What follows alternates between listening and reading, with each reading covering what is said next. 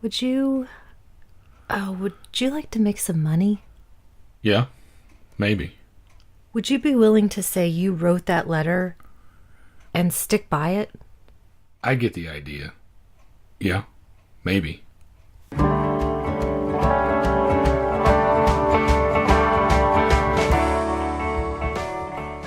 Welcome to the Magic Lantern Podcast, an ongoing informal discussion of the films we love and the things we love about them. I am Erica Long. And I am Cole Lane. Each episode of the Magic Lantern will be devoted to one film that we alternately select, and we will discuss why it is significant to us. We are at episode 38. It is our first episode of the new year. Let's find out what Erica has in store for us. I chose Meet John Doe from 1941, directed by Frank Capra, written by Robert Riskin, and starring Gary Cooper, Barbara Stanwyck, Walter Brennan, James Gleason, and Edward Arnold. It's about a grassroots political campaign that's created by a newspaper columnist with the involvement of a hired homeless man. This turned out to be a little bit of an odd one for me. I feel kind of conflicted. I think I feel similarly to you. Let's find out if it's for the same reasons. Okay. I went in expecting one thing and then came out feeling another way. Expecting one thing because you had seen it before and you expected it to evoke a certain response? Yes, I saw it years and years ago and not since then. And I knew on roughly the evening of November 7th that this was the one that I wanted to go with. It felt absolutely right. Okay. And I still was surprised by it. And I want to get into all of those reasons and see, like I mentioned, if they jibe with your conflict as well. Okay. You kind of got crazy eyes right now. Do I? So, Whoops. I had a little bit of salt. Do you think that was why? probably. Okay. First bone of contention. Yes. No, I don't know. I'm just. Okay. I was giving you an introduction. No, it's not really a contentious thing. I just surprised myself with how I felt about it and things that I rediscovered Okay. in this viewing of it. I think the biggest revelation for me is that all of these Frank Capra films that I've been watching for years and years and years, and this feeling of Americanism, for lack of a better term, that I associate with Frank Capra is actually, I find, more suited to the work of Robert Riskin, who was the screenwriter on this and on a number of other Frank Capra films. Now, when you say this particularly American group of films that he made, did Riskin also write Mr. Smith Goes to Washington and Mr. Deeds Goes to Town? He wrote Mr. Deeds Goes to Town, and he did the adaptation for You Can't Take It With You. Oh, okay. But not Mr. Smith. Correct. Sidney Buchanan wrote that one. Okay. But in researching a little bit more about the film, Frank Capra was actually a conservative. Mm-hmm. Robert Riskin was the liberal. And so when I think about these films that embody qualities of the New Deal specifically, Mm-hmm. that's not a Frank Capra thing. That wasn't the actors involved either. That really came from Robert Riskin. Interesting. So you feel like Capra's role in this was... It's confusing to me. I haven't done enough research yet to really nail that down, but I think it makes me want to learn more. It makes up that first conflict of this person that I thought I knew, and I kind of associated that Capricorn, we've all heard that term, with him, and this way of what an idealized America was like or was not like. Who was he really? Why did he want to be involved with these stories, except that they are fantastic stories and incredibly well written? Was that enough? Mm-hmm. Maybe it was. For him to go in a completely different ideological direction than seemed to be what he espoused otherwise. Well, the tension I think that this causes is what made this viewing of this film for me, which I think I've seen it probably 3 or 4 times now, the most interesting one so far. It complicates it a lot, I realize. In retrospect, I probably thought this was a much more simple and straightforward film than it is. I'm with you, and I think that's why it first occurred to me, too. And I found myself really having to think a lot harder about something that I remembered as being a little bit more breezy than it turned out to be. I'm in complete agreement with you. So that's an element of conflict that there's no negative side to that conflict. It's just interesting to me. It makes it more fascinating to me, I think, like you were saying. I'm going to touch upon more of these conflicts as we go on as well, and definitely jump in if something occurred to you. Okay. I do want to say before we get right into the film, this represented the climax of an unofficial trilogy of this American individualism, this Americanism as created by Capra, as seen by Capra, with, as we mentioned, Mr. Deeds Goes to Town, which was in 1936, and then Mr. Smith Goes to Washington in 1939. So let's get right into it. We have the opening of the film, which is almost a montage of what I consider to be the workers. We've got the factories, the farms, the urban areas, the suburban areas. We have the medley of old songs like Oh Susanna, Home on the Range. So he's not being subtle at all right off the bat. You have what I'm guessing when you put those two things together and the feeling that it's supposed to evoke, a very pro-labor stance. The anonymous worker, the anonymous little man. Yes, and that nothing could be more America based on these songs than these images, Right. I think. Salt of the earth, backbone of the country. One part that's interesting to me in this montage, we have a look at the farm. To me, it was representative of the CCC as well. The rows of young men doing this work.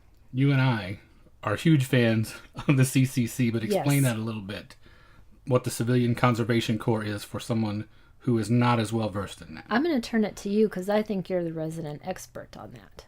I wouldn't say I'm an expert, but a quick thumbnail of it is that it was a public works program that was part of the New Deal that ran from the mid-30s to the early 40s. It shut down after the draft and the beginning of World War II sort of made it obsolete. You didn't need the jobs anymore that it provided, but it contributed to the upkeep of everything from state parks to national parks to fire roads. It gave a lot of young men a lot of jobs, including a special part of it that was devoted especially to Native American resources. And it's stuff that we still take advantage of even today. You and I, when we go on our regular camping trips, just last year, we went to a lodge and state park that was built largely through the efforts of the CCC. It's still there. It's still a beautiful building, beautiful grounds. And those things are probably the way that it shows up in contemporary life the most. If you're a very outdoorsy type person, a lot of the state parks you're going to go to, you will find evidence of the CCC, the work they did back in the 30s and 40s, building cabins, building roads, all sorts of things. It may not have been something you paid attention to before, but now that you know about it, you'll probably see it pop up in the periphery here and there. And a couple of points I want to underscore to make it important in this context is that it was for young, unmarried men. So again, when you mentioned the draft would come later, the draft would take all of those men. Right. One of my great uncles was in the CCC. He left the farm. There were 13 of them, so no jobs around, so that he could go have 3 square meals a day, He basically. left Virginia This was West Virginia, actually, and went that he to... left. I don't know where he was sent, and he's unfortunately passed away now, so I can't ask him, and all of his brothers are gone too. Because So I would love to hear that story. I would too. And the second part of that, we're talking about the time frame. This is a film very much on the cusp. This was released in early 1941, before Pearl Harbor, before we entered the war. It's firmly entrenched in the period of the Great Depression, so that gives context when you see young and old homeless men roaming through the country. That was not an odd thing to see. What would have then been referred to as forgotten men. And there's a lot of talk about relief through this film as well. And so that's what the CCC in part was created for, to give jobs, to get people off of relief. So turning away from context, back into the film. We talked about this montage that's happening. It goes right into babies in a hospital, the new generation, a new hope. That transforms into this newspaper building. The old is being replaced with the new. In this film, it's the New Bulletin. That's the newspaper. And in another touch of characteristic, unsubtle Capra symbolism, the words free press are being jackhammered off of the old sign with its typeface and its serifs, and is replaced with this new, almost space-age design, a very sleek sign that mentions nothing about a free press. And we learned that literally the new bosses are cleaning out the dead wood. Everybody's getting fired in a kind of slash and burn. A completely impersonal way. They've got a A kid, whistle and a gesture. a slashing throat motion. Get out of here. No, you don't even deserve a word at this point. It was completely dehumanizing. To the nth degree. They were really, again, exaggerating all of these things. Or maybe not exaggerating these things, I guess. Never having been through that at that time. I would hope more humanity would creep into the process, but maybe not.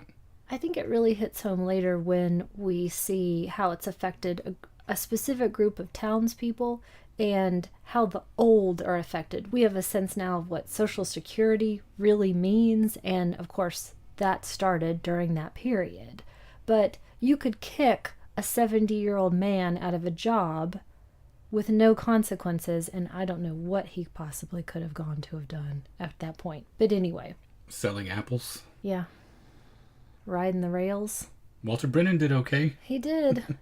And the man at the top of this specific heap right here is James Gleason, one of my all-time favorites. Every great character actor that existed in the 40s is hanging around in the periphery of this movie, basically. You've got the entire stable of the Capra greats. You'll see them peppered throughout this film.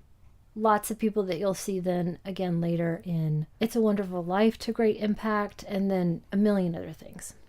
But the person that we're going to follow right now being affected is Barbara Stanwyck. She has just gotten fired, even though she says she can't afford to be out of work right now. But the new guard wants everything streamlined. They want to get rid of the lavender and old lace, as James Gleason characterizes her column. She makes a pretty impassioned plea, in fact, offering to take significantly less money. She will do anything to keep this job. It's desperate times. And that last little screw you is, hey, don't forget to file your last column on your way out. This creates the impetus for the setup. She's going to give them fireworks if that's what they want. She starts furiously typing away, and what comes out of that is a creation. She, as the columnist, claims that she received this letter, saying that the person who has written it is going to jump off of the roof of City Hall on Christmas Eve as a protest. A protest against slimy politics that have resulted in unemployment, a commentary on what she says, as we laughingly call the civilized world, and that sets everything in motion. This may be the first conflict I have. Yes. Clearly. The press, whom you are supposed to be able to trust, is resorting to running a fake suicide letter on the front page of the newspaper, essentially, to which another one of the old codgers who has gotten the boot, what he refers to as the old fakeroo. Yeah, I think journalistic integrity was slightly less in that period. We may have, again, an idealized version of that, which is one of the things that the movie forces you to look squarely at and deal with. The history of the press and yellow journalism and the Hearst empire and all of those things on into the scandals in the press today. Plagiarism and blatantly fake news stories, etc. and so on. This continuum probably isn't much different than it ever has been. Sensationalism sells papers, clearly. Always has, always will. And so this is a good exercise to remind me to stop and look at this thing on a historical spectrum rather than just at one point in time, at my point in time. Because so many of the things about this that are both good and bad, the situations that this film portrays, have always been that way.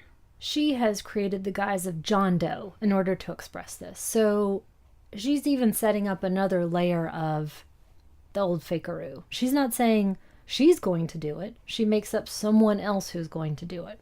Now immediately, the wheels start turning all across the area because another party reads it as a direct attack on the current governor of that state. It sets off calls to all sorts of other politicians.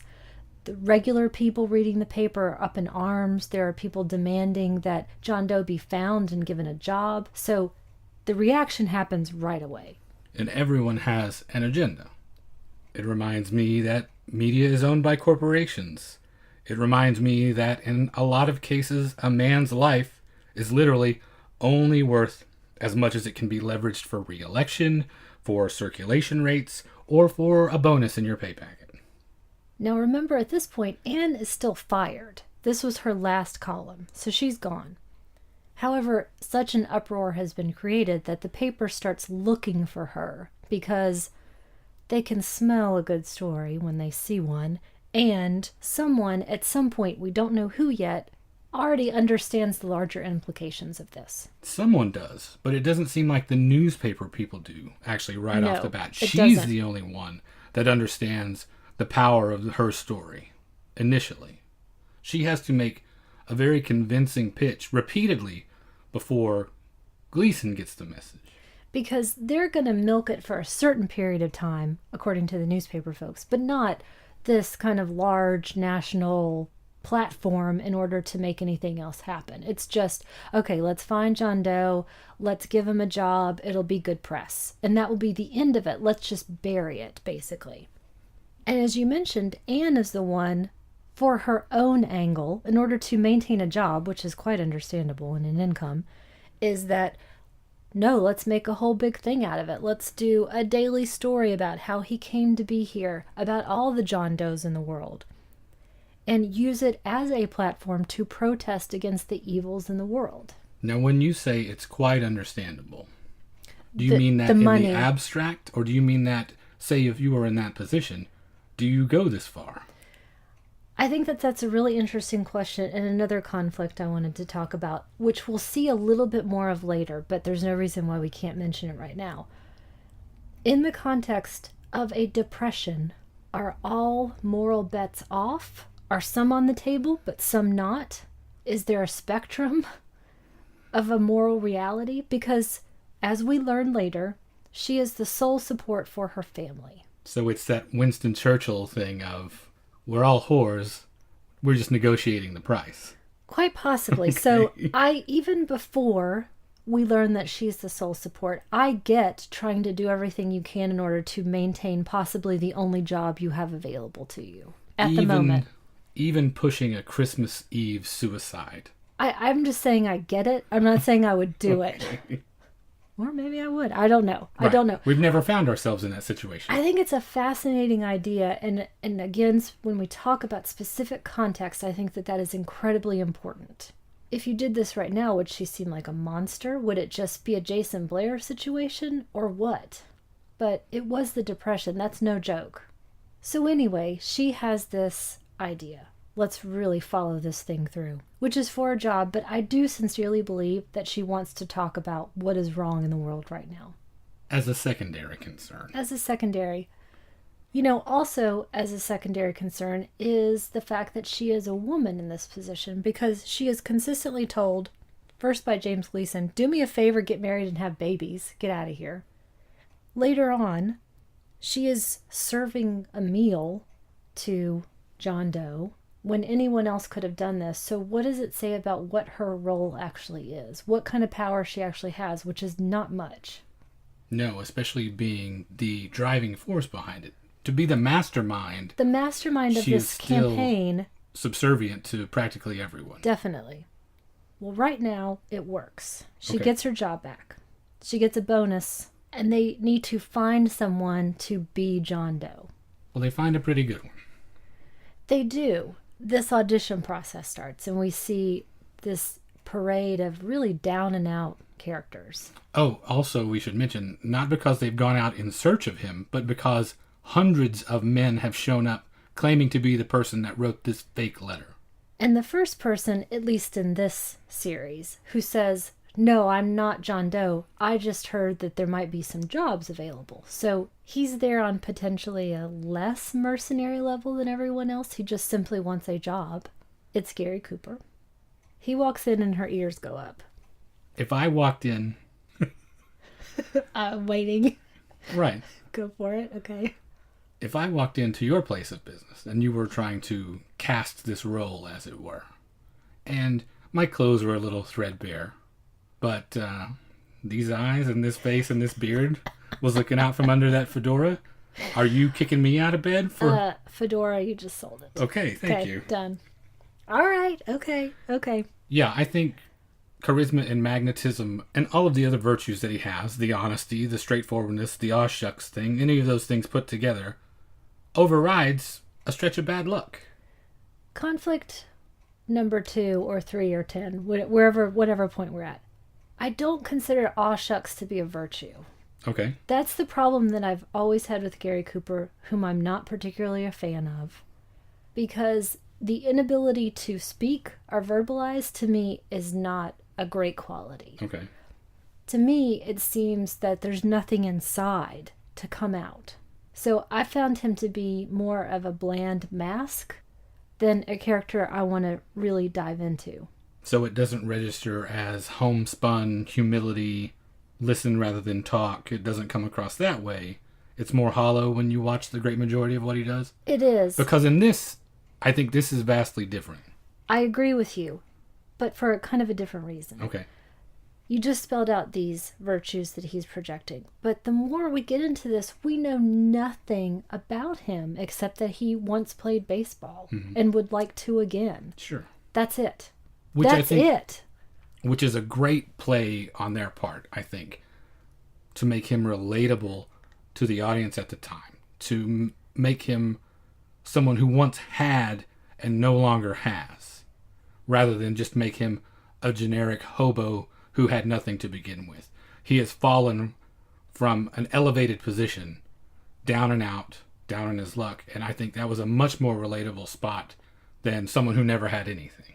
It's also quite relatable and puts him on a bit of a pedestal because his downfall came from an injury, not from any sort of personal choice. Like, he's not an alcoholic. He wasn't a womanizer. He didn't cheat. Through no fault of his own. No fault of his own. And I don't think any of these issues are problems. I'm with you on, it's made it so much more interesting when I look at how morally ambiguous he is allowed to be. Considerably. Everyone projects onto him. He projects nothing back out. He's going along to get along, really. Sure. He's got a believable face. That's why they choose him. And by the way, his real name in this is John Willoughby. But just as in the playlet that we did at the beginning, it's yes or yeah, maybe. It's one way, it's the other way. It just sort of depends on what the actual deal is. Yeah. What puts food on the table, how much food, how far I have to go to get it. He gets hired. And this is the part where she's now serving he and his buddy Walter Brennan, who plays the Colonel, coffee and food in this, which was so striking to me. Again, she's still the mastermind. She's still the one ostensibly in charge of this little scheme, and she's giving them food. They could have brought anybody else in to do that, but she's still firmly put in her place to me, either overtly or covertly. Walter Brennan as the Colonel, as his sidekick. We start to learn more about him. We know a lot more about the Colonel than we do about John Willoughby, I think. He talks about this plan is pretty screwy. We're going to learn a lot more about his view of life later on throughout the film. The great majority of it is also one I would say. I related to this character a lot more than you did, I think. I can see that. Especially the notion that the world is lovable when it leaves you alone. Good point. And no one is trying to sell you something. So here's the sales pitch for him. He's got a contract with this paper for every day up until Christmas, and then he's going to be given a train ticket out of town. Disappear back to wherever it is you came from. This is where we first learn about the owner of the paper, who is D.B. Norton. He is completely on board with this plan. We don't yet totally know what his angle is, but he says that he wants to build a bonfire under every important man in the state. So he's all on board with this call to action. Now they get John and the Colonel set up in a hotel room. The Colonel really kicks it into high gear with his worldview at this point. It's all about the he-lots, as he calls them, because people are a lot of heels. Right. The world's been shaved by a drunken barber. Yeah, I wrote that one down too. Basically, at this point, if you give in to any of these amenities, it's all downhill. You've lost yourself. Right. Really. Even room service, as basic as that is, just ordering a sandwich, that is corruption. Yes. At this point. John doesn't agree or disagree. He's just listening to this. He gives his $50 that the paper has given him to the colonel to go do whatever. Give it away, do whatever you want with it. I just want a baseball glove. Conflict again for me, because I love Walter Brennan. I really enjoy Sergeant York, even though I just talked about I'm not a big Gary Cooper fan. I love his part in that. What do you feel is his motivation for this deeply cynical view of the world? Most likely earned from what he talks about. He's an older man to John's younger man. Why do they stay together? To me, it plays almost like a son he never had, or lost, maybe. Brennan would have been the age of soldiers that went to World War I, so some of the bitterness may come from that. That part of the backstory is never completely spelled out. I definitely get much more of a father-son feeling from it than anything else. To me, it gets a lot more complicated as it goes on, and we learn more about how deeply dissatisfied he is with this whole idea, and with Anne, and it comes off as jealousy to me almost at certain points, but... Jealousy? Or is it righteous indignation? Because he is the only one that sticks to anything even close to a rigid moral stance. That said, he still takes money, but for the most part, he turns his back on all of this. Yet to me, he's still a hanger-on for so much of this, I think. It doesn't feel that way to me. It feels like he is sticking around to protect him. It's not any sort of sycophantic thing. It's not, I can't get by without him. It is a 50-50 relationship, it feels like to me, and he is there to look out for the kid. I felt like it was more like he was protecting his own meal ticket. Didn't feel that way to me. Okay. Conflict. That's okay. The conflict I had, or not conflict, I guess, as much as just a question that it raised right here was, who is this an indictment of? Is this film going after the gullible public, greedy politicians, ruthless tycoons, selfish journalists? We all deserve it when you look at the thing. No one should get a pass because we are all complicit, at least at some level, in this thing. To me, by and large, if we look at it within the worldview of the American individual that he's promoting, it's institutions that really take the hit.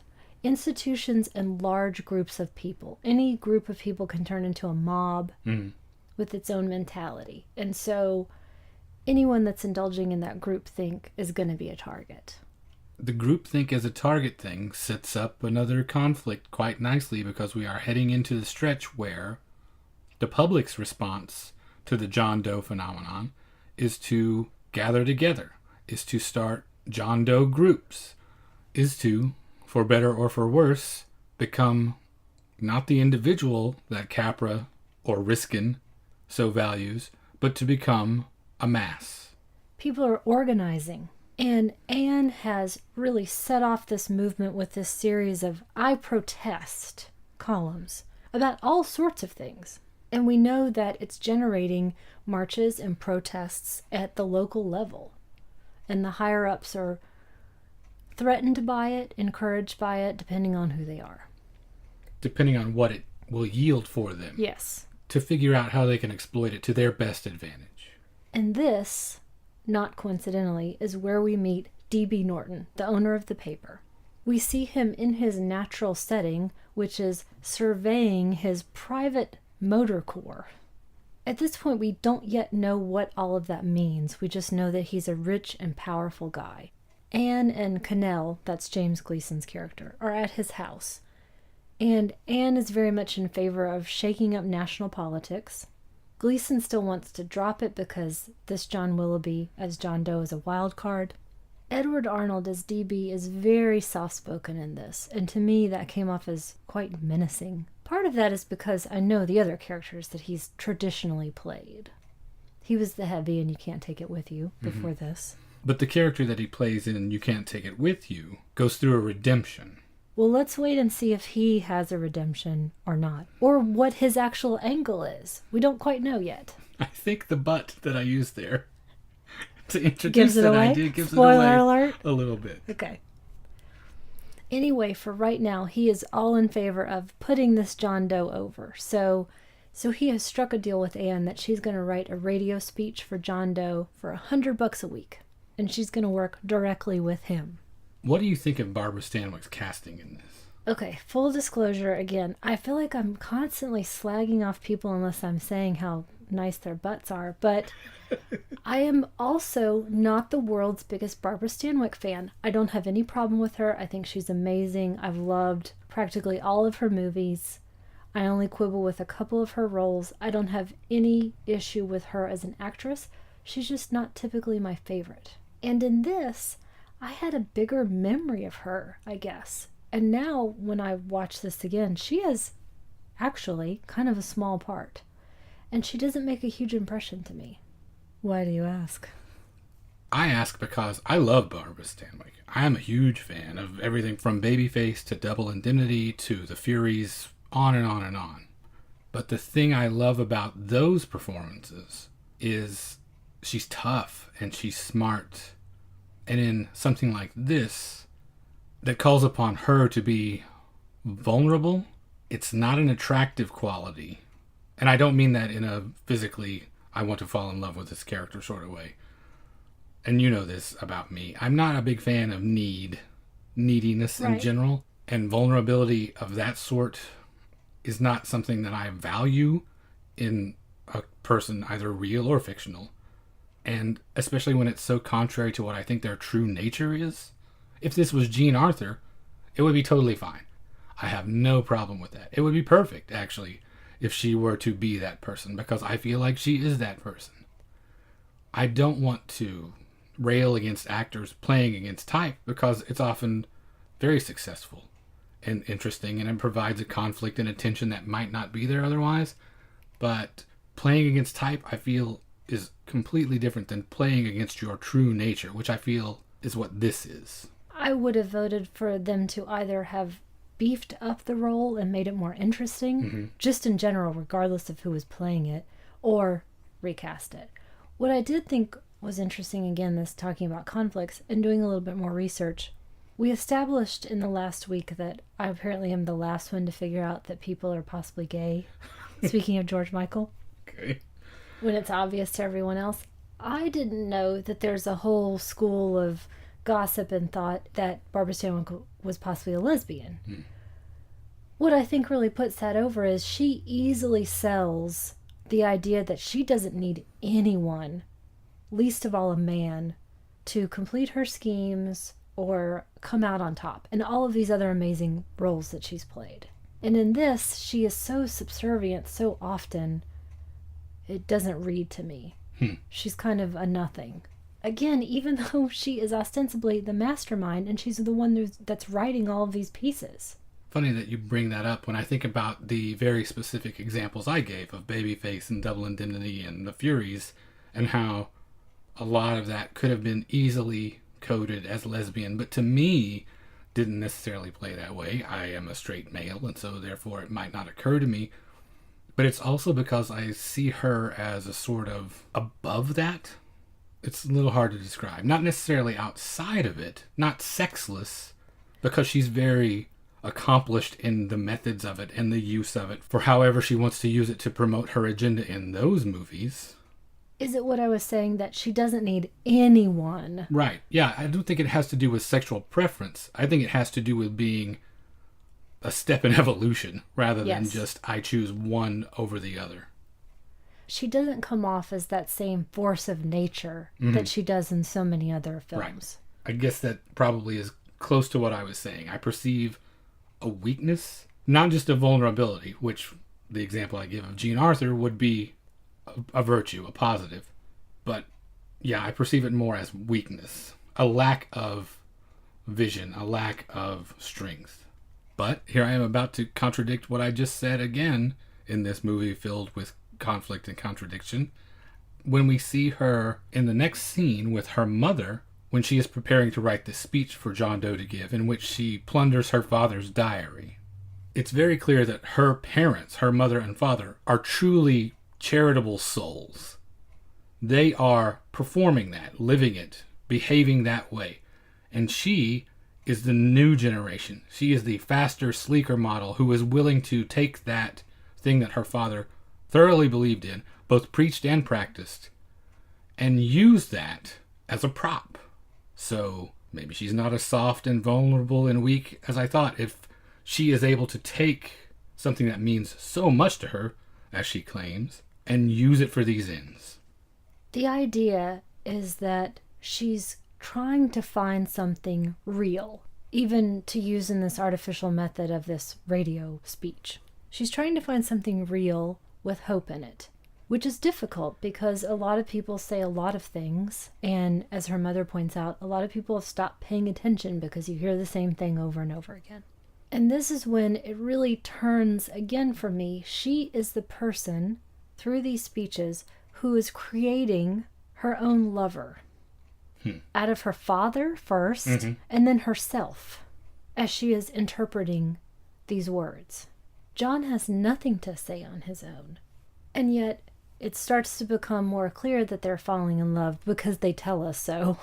Not Like necessarily from their actions, but... Everyone is projecting onto him whatever they want, and in her case, he is the avatar for this perfect romantic partner. Which is skeezy because that's her dad. But anyway. Oh, it gets worse. It for sure gets worse. Hold that thought for a couple of minutes. Okay. First, we have an infiltrator. There is another person, because of their own angle, who is offering John Doe money to read an entirely different speech with a different angle. He's going to give him $5,000 from this rival newspaper, the Chronicle. The speech is all written out for you. All you have to do is read it. We'll have a car waiting for you. You can leave right afterwards. And now it's the day of the big broadcast. It's going to be live, so the stakes are pretty high for this. This is when she first says, I've fallen in love with John Doe. Again, who she has created.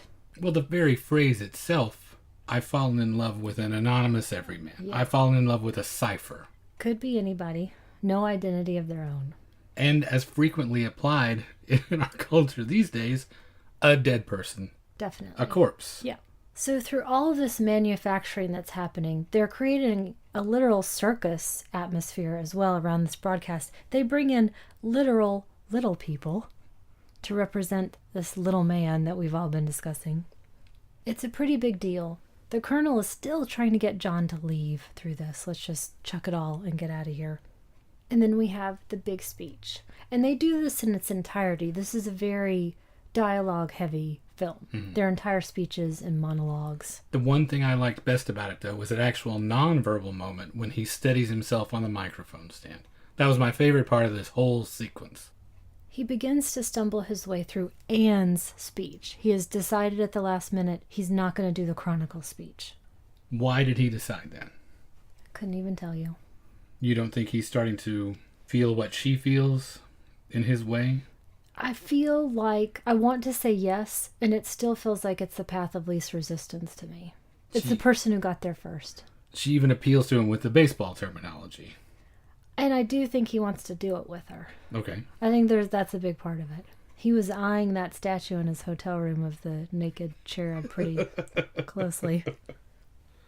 I think it could have gone either way, not in the context of the movie, but I think he could have decided, I'm just going to take the other one, because he read it through, so it had to have something. If the Chronicle speech had been delivered by some blousy dame, some lure of sex appeal rather than just, here's cash. Or, if I were in charge of the Chronicle, it would have been a little old lady. Done. Thank you. You're welcome. But we get through the speech. Anne clearly believes it to me. And I think in the process of reading the speech and actually hearing it inside of his head and seeing how it's affecting other people, I do think at that point he begins to believe it. I don't think he did right before that moment. I think he certainly does at the end. I think he likes what it says. I think you're absolutely right in that. This is the origin of that. This is him just beginning to get an inkling of what he means to people. That does not come into fruition, though, until he first runs away. Yes. He and the colonel get out of town right as he finishes the speech. They go to the small town cafe. He sees at that moment a truck drive by with the sign for Join the John Doe Club. As we mentioned earlier, people have started to organize as these columns have gone out, and he sees this is a real live, living thing that's now happening. A glorious movement, as someone will say. This is when we start to understand the stakes of this glorious movement for the rest of the country and for the little guy like us. At this local city hall where he's been taken, DB arrives with Anne, and they offer him a lecture tour, which he initially refuses. And then we learn that my favorite, Regis Toomey, has shown up to save the day, as he always does. In his soda jerk outfit, no less. By the way, I believe this was something like a 14-page monologue he memorized beforehand. That's what he did as his audition.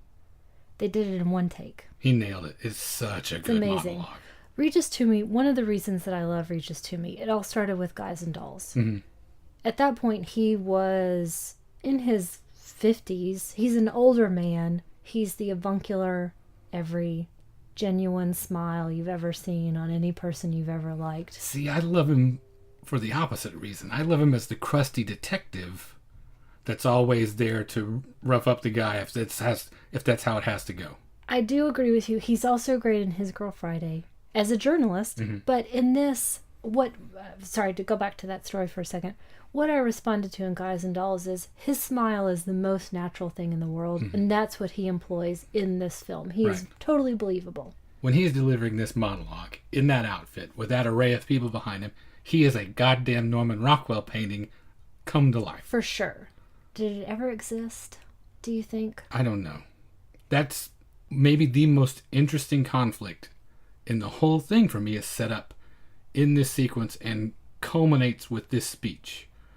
When John Doe runs away, and it's clear that freedom, and this is what the Colonel has been trying to tell him all along, is when you are beholden to no one. Yes.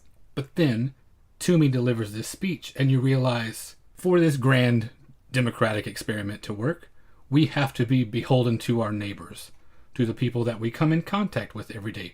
We have an obligation, if we want society to continue, to engage a certain way, and for us to prosper and be fulfilled, to be even more giving and not closed off and not isolated and separate and completely on your own. So which one of those things is Capra selling and which one of those things is Riskin selling? I don't know. I assume Riskin is selling the what this boils down to, be good to your neighbor. I assume. Yeah. I believed it was Capra before, but in reading through these things, I think it was Riskin. Yeah, it's interesting. And it is very difficult to parse out. Moment to moment. My feelings were going back and forth constantly throughout this thing, thinking about, I have this very specific image of America that I respond to. It's a very Carl Sandburgian, City of the Broad Shoulders kind of America that is very definitely based in individualism. One of my favorite quotes of all time, and a thing that I definitely try to live by, look at nature, work independently, and solve your own problems. Winslow Homer. But where does that fit into this? How do I respond to Regis Toomey's monologue about we didn't know our neighbor, we didn't know how surrounded by fantastic people we were that want to throw in together and do good work together? How do I respond to that if that is one of the things I truly believe? And Bert has his own conflict later, which I think shows how often we are living on this razor's edge of wanting to do good and then distrusting people implicitly. Right. It's tough. It is extremely tough for me, at least, because I feel like any group that's bigger than maybe 10 or 12 people, I almost immediately lose any faith in. Much less trying to organize a grassroots campaign of hundreds or thousands. You just cannot maintain focus, and everything becomes so diluted and compromised. It is a real struggle for me when I'm watching this. And there's that whole finale of Rope, the Alfred Hitchcock film, where Jimmy Stewart tells them, this terrible thing you did, at least you made me stand up and look at the things I said. At least You are testing the courage of my convictions with this horrible thing that has happened. If nothing else, I thank you for that. That's what this movie did to me over and over and over again. That brings to mind one of my favorite characters in this, which is Sourpuss. The neighbor whom they thought was the town Sourpuss, as his name indicates, they find that he was just a man who was hard of hearing and therefore was becoming more isolated. And again, I want to bring in context. As we learn a little bit later, this was a time when people were having to isolate themselves because they couldn't necessarily reveal to others that they had literally nothing left, no stitch of furniture, no clothing, no food. It becomes very difficult when your circumstances change so drastically to ask for help. And then what do you do when it's being offered to you freely by people who, in another circumstance, could be your enemy because they're in competition for food, money, jobs?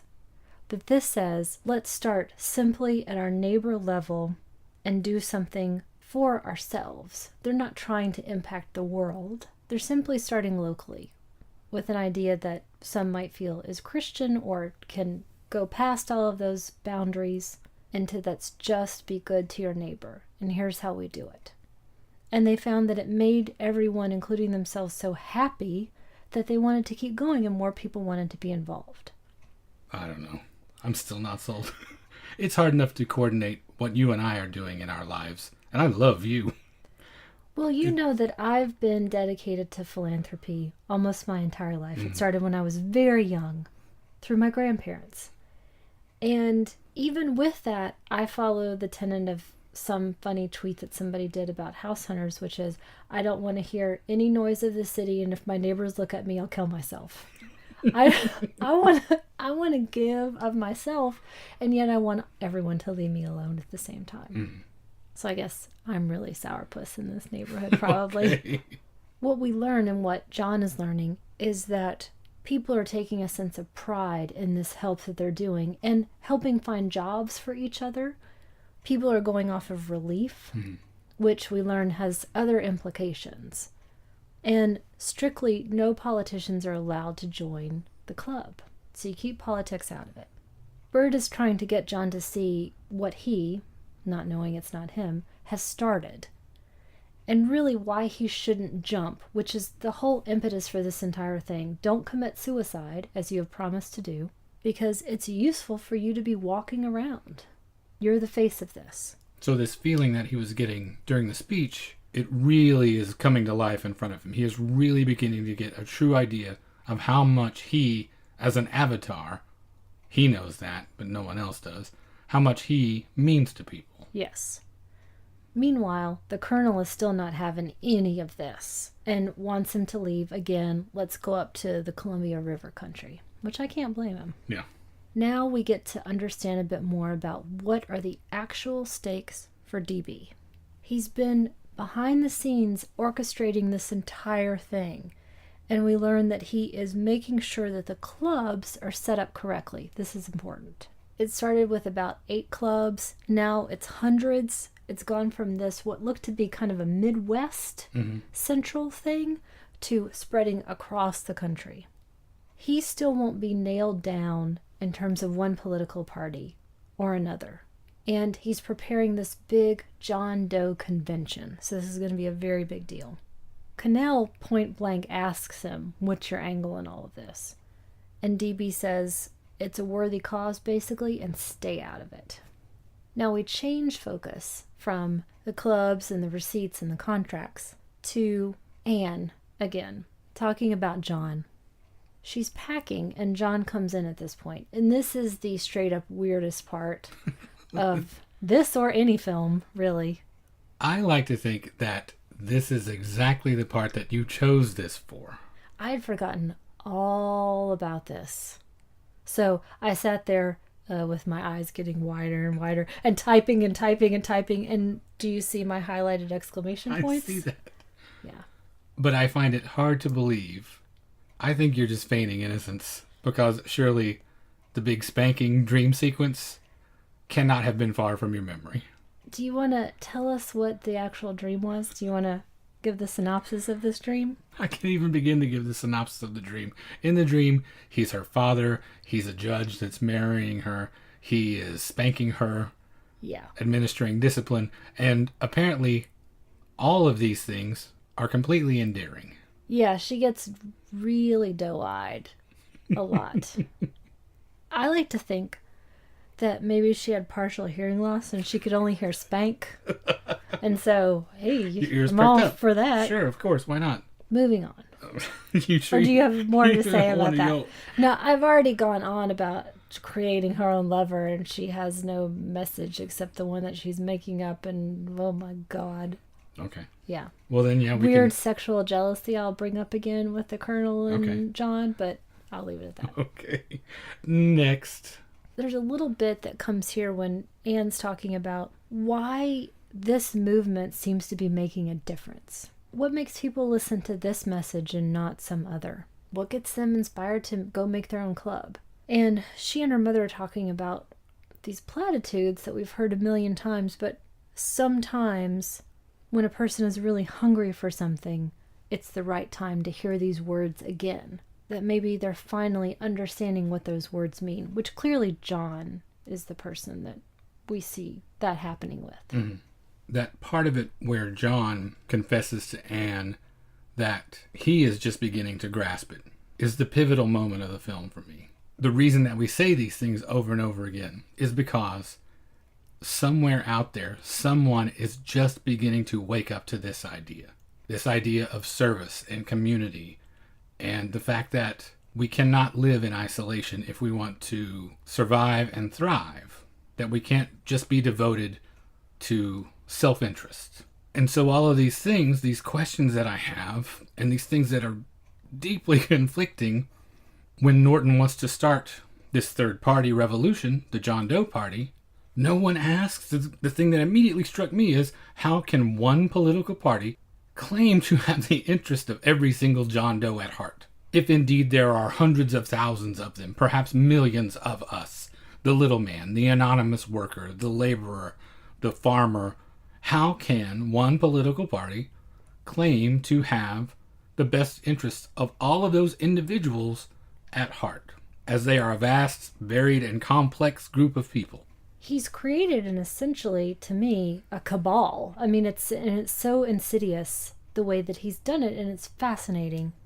He's done a brilliant job of it. He's created the perfect avatar, and he's going to have that avatar endorse him.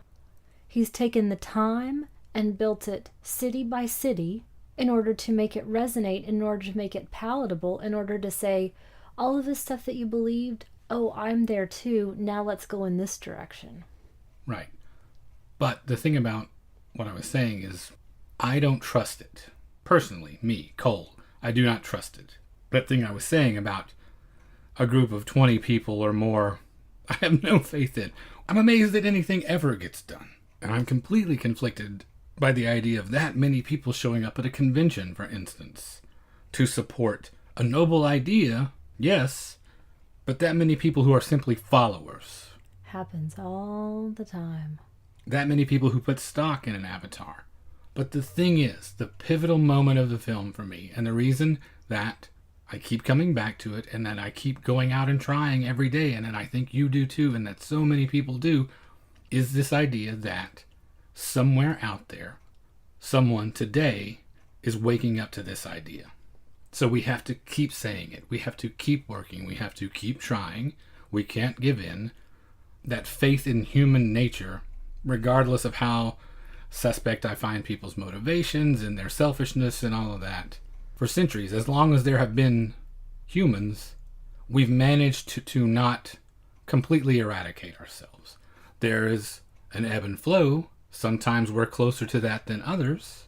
But the argument that the dark has one more spear has never quite won out, because we are still here and we are still trying and working all the time.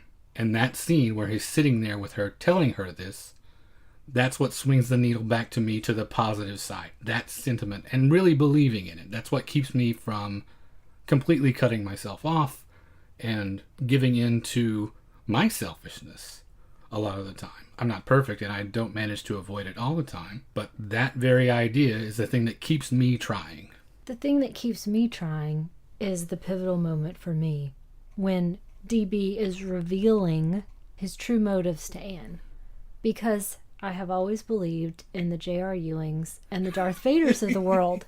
I think that there are truly people who are pulling these strings. And I don't mean some, Pentaveret or whatever, the Illuminati, but that there are truly people who have very evil motives. Right, and far more power and resources. Absolutely. And he is one of them. So now we really know what he is intending to do. He's going to get at this convention, all of these people en route to this convention, most simply to present petitions for John Doe not to jump.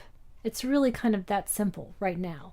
He's going to use it as a platform to announce his candidacy for this third party, this John Doe party, endorsed by John Doe. And here's when it really shifts. This is kind of the toboggan ride to the end at this point. John, meanwhile, has gone to Anne's house, intending to propose to her.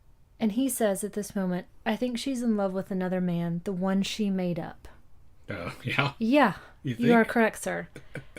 And I wondered at this point, what if he had truly considered committing suicide? What if he had actually taken on this role truly and decided to go all the way with it? As a martyr to achieve what? To be the person who truly follows through on their ideals, who really makes a statement that this is all wrong and this is why I'm doing it, and that these platitudes actually mean something. But he does end up there. He does. I was thinking about it at this moment. Okay. Because he hasn't gone all the way. Right. He's believing these things, but... So he's gone from this very gray area, morally ambiguous, completely uncommitted, to now almost wholeheartedly believing in it, but not to the point that he will sacrifice himself for the greater good. Right. That there are still more earthly things to do, I guess. One being follow your pleasure and get married. Now he catches up with Cannell in this bar. Cannell's getting drunk. This is when the reveal happens to John. Cannell tells him this is what is really going on. I love this moment and the story that he tells about being in World War I in the same outfit with his father. They both joined up at the same time, and talking about how that affected him. And he can't take it anymore. That's why he has to tell John that he's part of, unwittingly, this cabal, this fifth column, and that Anne is a part of it. Back at DB's house, he's having one of these political meetings, these back room, cigar... Smoke-filled room, yeah. Yeah, with these other political bosses whom he's going to grant favors to in exchange for support. John arrives to say he's going to have no part of it over his dead body. Now, DB's got the blackmail for him. He's going to reveal that he has been a fraud this entire time, that you're a fake, no one will believe you. I will simply take over this plan and use it for my own purposes. Anne is trying to explain the entire time that she has had no part of this specific section of it. Now we're at the convention. And this is when DB's private army basically comes into play, and through all of these dirty tricks, they're able to suppress John from speaking and wildly disseminate the information that he is a fake. Conspicuously jackbooted thugs this private army Yeah. is. This security force of his. Bert and his local John Doe club have arrived, and this is what I was mentioning, that kind of razor's edge, because when it is revealed, at least even the possibility that John is a fake, Bert is ready to let everything go. At that point, Sourpuss is the one that keeps him on track. Sourpuss and Bert's wife. Another instance of a woman having a message to give, but it all goes through her husband. Anyway, he is driven off the stage and driven out of the convention, and we don't see him again. We come to Christmas Eve. DB, who feels like the Mr. Potter of this specific movie, is kind of pacing around his Christmas tree as carolers are outside and he's scowling. Anne has driven herself hysterical to the point of illness because she can't find John. She hasn't been able to explain. And she knows that he's going to go through with this suicide plan. She just knows in her heart that is where he is headed. And that's what others are feeling as well. So they've been manning the City Hall area in case he does show up. The same with Bert and his crew. They have a feeling that he's really going to be there. Bert, not quite sure, but still maybe benefit of the doubt at this point. As the bells start to ring for midnight, we see John's shoes. He's up on the roof, and he pulls out an envelope, and it's a letter. He starts to climb over this railing, and it's DB's voice that stops him, saying, "It will do you no good to commit suicide. All evidence will be removed immediately, so no one will ever know, and you'll have accomplished nothing." John says he's mailed a copy of this letter, so it will still go out there. Anne, in her hysterical, sick state, has run up to the roof as well, begging him, saying, "I love you, we'll start over. This movement isn't dead, otherwise they wouldn't be here. It's all of this fear. They fear this. That's why they're trying to stop it, but we can start clean and honest." They lay on the Judeo-Christian imagery super heavy in this final act. Definitely. There is the moment when Arnold invokes Judas, when John Doe is there at the meeting with all the fat cats. Gleason mentions how the Pontius Pilates have won this one, and now she is making direct comparisons to Jesus, saying that another guy once did this, and they're still afraid of him 2,000 years later. And also that sense of faith, Bert talking about, "We believed in you even though we didn't see you," another, Jesus thing. They beg him, "We're just going to restart the club. Just come with us." Anne collapses. He carries her out. The end, as Cannell says. There they are, Norton. The people, try and lick that. So the end. So Gary Cooper is Jesus, and Barbara Stanwyck is Mary Magdalene, and he carries her off, and then or maybe just Mary, since she's really into her own dad. It's true. Yeah. Who knows? And then we've got the Da Vinci Code 50 years later. Yeah. What do you think about the ending? Because we know that Frank Capra tested 5 possible endings. One specifically in which he does commit suicide, which I can imagine would come off as a big downer. That's the one I would favor if I was making it. This one rings a little hollow and sort of undercuts everything. If you are going to commit to this idea, I know Regis Toomey made a great pitch that you're more valuable to people walking around, but I don't know that I'm 100% convinced that this is the best ending. I don't know. What are the rest of the choices? There was also an ending in which Anne persuades him not to jump off City Hall, just herself. Without Norton there, without the John Doe Club there, just the two of them. It must be Appeal to Love, I'm guessing. I haven't read it. What I think is interesting, and to me comes off as apocryphal, given the whole newspaper making stuff up, this idea that this final version that they went with was inspired by an anonymous letter given to Capra, also signed by John Doe, this letter, which said, "I have seen your film with many different endings, all bad, I thought. The only thing that can keep John Doe from jumping are the John Does themselves, if they ask him." So who knows if that was actually the case? I like to think that maybe that was real and Gary Cooper wrote it. I don't know. Sure. Works as well as or anything. Regis Toomey. So we have the potential ending where she saves him. Then we have the ending where the John Does save him. There was also an alternate ending that stopped where Gleason delivered the line, "Well, boys, you can chalk up another one to the Pontius Pilates. Period." Another downer ending, but not as much downer as suicide. Another ending where John actually leaps, commits suicide, and is shown after his death cradled in the Colonel's arms, who says, "You poor sucker," over and over again. Wow. And finally, one where he's transformed by the Christmas spirit. He offers his Christmas wishes to Norton, who surprisingly converts, which is not uncommon for that character to do in a Frank Capra movie. True. And he orders Cannell to put the real suicide letter and the true story in the newspaper. Do you want me to tell you what I think the ending should have been? Sure. Anne pushes him over the railing and then proclaims, "I am John Doe." And she takes over everything. That'd be pretty exciting. Yeah. And certainly not something you would see every day. And finds somebody to spank her. Done, the end. The end. Okay. Before we completely wrap this up, I have a couple of questions. The Shoot. main one being, and I think I've given away how I feel about it because of my whole bit about getting up and trying again every day. How do you ultimately feel that what is empowering and what is benevolent is still a fraud?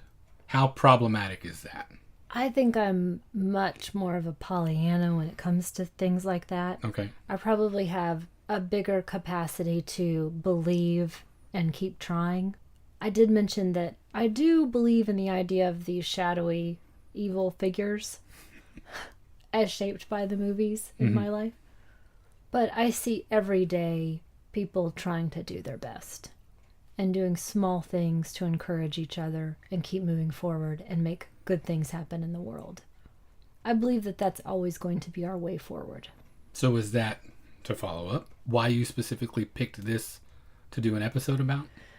No, it was much more of that place of laying in the dark with you and being really frightened and seeing the evil empire rise up, and this film coming to mind Okay.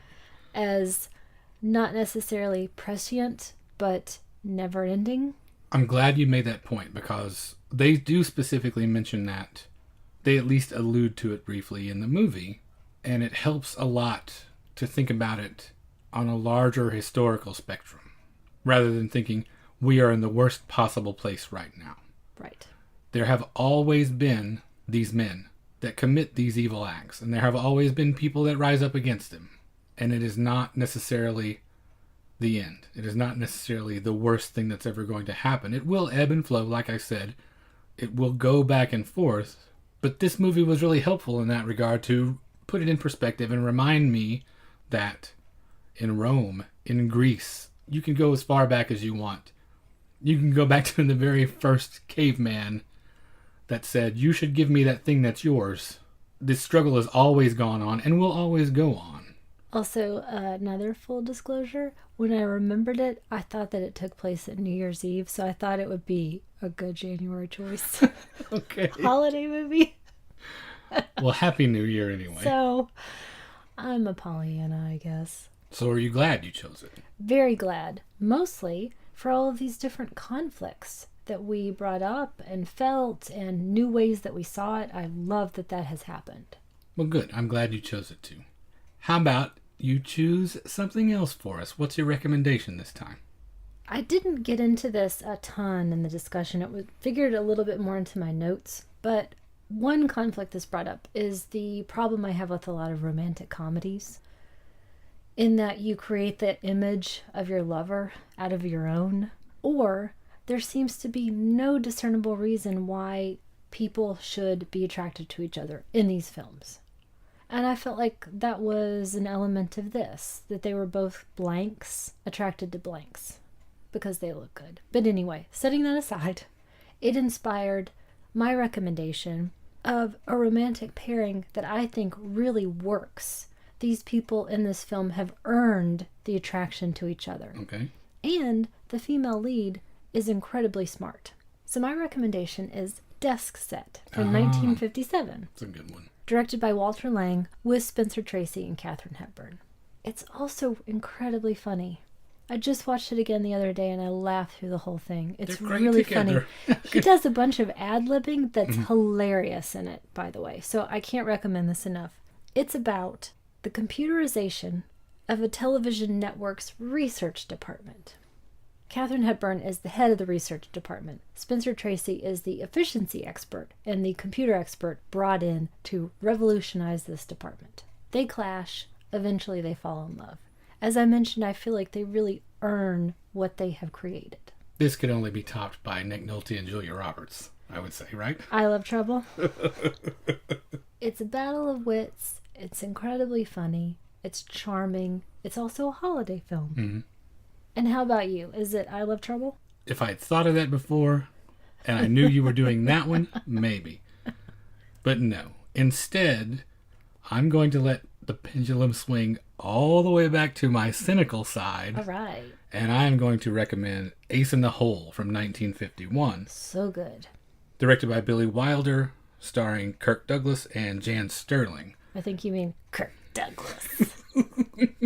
It's about a journalist, a cynical, disgraced reporter who stops at nothing to regain a job on a major newspaper, echoing a lot of the themes at the beginning of this film. In addition to that, also echoing themes in this film, you have a gullible, easily manipulated public. One of the things I love about the critical response to this movie and how out of touch the media is with itself sometimes. Bosley Crowther, prominent film critic for the New York Times, who got practically everything wrong in retrospect, he said, Mr. Wilder has let his imagination so fully take command of his yarn that it presents not only a distortion of journalistic practice, but something of a dramatic grotesque. Clearly, Bosley Crowther does not know what he's talking about. When you watch this, there is nothing exaggerated about it. It seems believable from start to finish. That could be the sophistication of an audience in 2016 looking back. You may not have been as aware and in the know that people were so crassly manipulative and evil. It was definitely a more innocent time, but someone who is working for the New York Times, that guy is extremely out of touch. His name is Bosley Crowther. Not your everyman, not your next door neighbor necessarily. That's true. Well, he missed the mark on this one because it is brutal and completely on point in terms of the depths that humans will sink to preserve and or get ahead. I guess if your sensibilities get offended, they would be offended by this. And evidently his did. It's fantastic. It is probably the first critical and commercial failure that Billy Wilder had, which in retrospect seems crazy to me. It was just that unpalatable, I guess, for audiences and critics at the time. But when you look at it now, it seems completely on the money. It doesn't miss a beat. Highly recommend. Well, we kicked off 2017 with two great recommendations, as usual, Desk Set and Ace in the Hole. Well, that brings us to the end of episode 38, kicking off the new year in style. If you would like to get in touch with us, you can reach us via email at magiclanternpodcast@gmail.com. If you'd like to find us on Facebook or Instagram, just search for Magic Lantern Podcast. We are on Twitter at Lantern_cast. And I just wanted to say thanks to everyone who has given us feedback or shared the shows since last time. Scott Morris, Drew Tavendale, and Craig Eastman at Fuds on Film. They just put out their year-end episode reviewing their favorites and not-so-favorites of 2016, and I highly recommend it. It's very good. Twitter user Fast Furious, our friend Jane Sankner, Grindhouse Dave, Mark Herney and Aaron West at Criterion Close-Up, Melbourne Cinematic, Brian Sauer, Travis Trudell, Tim Lego, Eric Parkinson, and Greg Nordland, who sent us a really nice note today. I wanted to say a special thanks to Greg for reaching out and taking the time to write us a message. Thanks, Greg. We appreciate it. It meant a lot to me as well. It really made my day. Thank you. And I wanted to say thanks also to Matteo Boscarol. After we talked so much about Frederick Wiseman in our last episode, he tweeted a picture at us of his Frederick Wiseman Integral box set, which had us green with envy. I want every volume of that so bad after seeing that. Thanks, Matteo. That was really cool. We are on iTunes, Stitcher Radio, and Google Play. If you would like to kick off the year in a big way for us and leave us a nice review, we would certainly appreciate it. And finally, if you would like to find all of our other episodes and our donation button, you can go to our website, magiclanternpodcast.com. And thank you for listening to the Magic Lantern Podcast.